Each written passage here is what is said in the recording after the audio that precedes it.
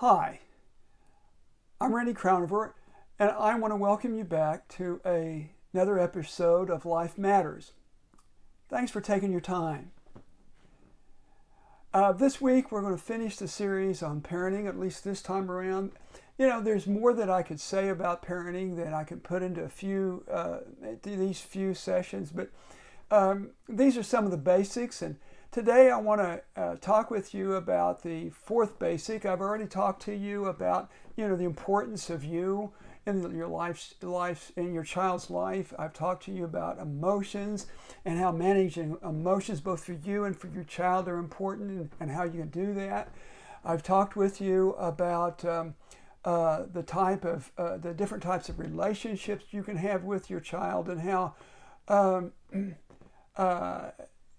those relationships affect the outcomes of your child, and which ones may be the best, and kind of encourage you to be the person who walks alongside and helps your child figure out life. And that seems to be the way that life really works best for people and for children. So I've encouraged that. And then last week I talked with you about the key commodity of trust. That's really the way of measuring any good relationship, and what we can do around the rules of life to be able to maintain trust and help children grow based on demonstrated trust. Not only how you have shown them you can be trusted, but how they show you can be trusted. And that brings us to the most important thing that we've got to talk about today, which is boundaries. Now, boundaries go by a lot of different names. Boundaries is a word we use a lot in counseling, and I understand that. You get, other people talk about them in terms of boundaries, but that we also might use the words like rules. So the thing I want to talk to you about today is whether you use the word boundaries or rules. There are four characteristics that need to be there for them to work well. And one of them is that they need to be clear. In other words, you've got to be able to say something that is understandable. It's one thing to say, don't hit. And we really, as parents, we love the words no and don't a whole lot. And they really don't help us much. Because the problem is, it never tells kids what to do. Now think about it. You'll ask a kid, stop, don't yell. All right, what do you want me to do? How am I supposed to express myself? He won't leave me alone, she won't leave me alone. What do I do with me? Well, figure it out. That's the problem. So they've got to be clear, okay, about what they positively need to do to be able to move themselves forward, get their needs and wants met. They need to be consistent. Consistent means that you need to apply it most of the time, almost every time, so the kid can count on it. So if they're after you in the toy store today, the toy department at your department store today, and they're throwing a fit in the middle of the aisle, and you say, okay, heck, we'll give you a toy, ain't gonna work. They're going sack of potatoes over my shoulder out to the car until they can settle themselves down. Then we may talk about how they can go earn a toy. If not this time, next time. The next one is firm. Now, I want you to understand that the difference between firm and angry is rather thin, but very important.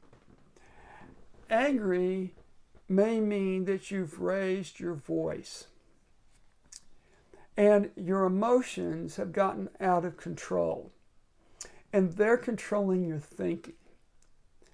That's anger. Firm is a little bit like this. We're not doing that right now. We'll do that when, bing, bing, bing.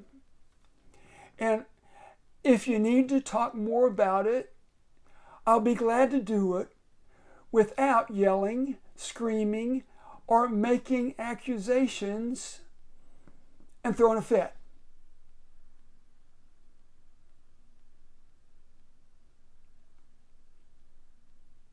clear, consistent, and firm.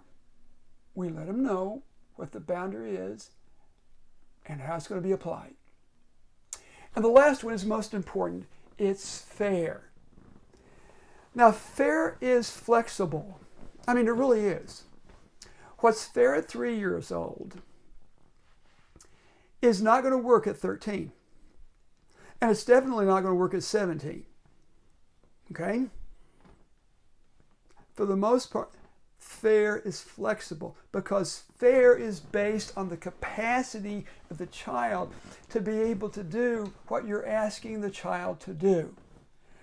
The first book of parenting I ever read was a book entitled How to Parent by a guy named Fitzhugh Dodson. Not Dobson, but Dodson. And he had a chapter that was entitled, You Can't Teach a Dolphin to Type. Well, you can't. It takes digits to type. Dolphins don't have digits. They may have some brain capacity, but they don't have the digits to be able to type. Kids are the same way. We all are. If we don't have the mental capacity to be able to do things, we can't ask kids to do them. We can't ask kids to act like they're 40 years old when they're 4 or 5 or 14 or even 22. It's just not going to work. You've got to be able to expect of them what they really can do and what they really can handle, and that we not give them things to handle that they can't manage. It becomes trauma when they're asked to do what they can't. And that's where things get really messed up down the road. So we've got to be able to ask them to do things they're capable to do at the time they can do them. And we don't give them things that they can't handle now. It makes it difficult, but it also makes it profitable. Keep your boundaries clear, consistent, firm, and fair, and see how things go. My name is Randy Crownover. I'm a licensed marital and family therapist in Edmond, Oklahoma. You can learn more about me at randycrownover.com. If you live in the state of Oklahoma and like my services, you can ask for them there. And please remember, if you're in a bind, don't stop here. Get help from a good, licensed therapist. Look forward to seeing you next week. Have something all new to talk about.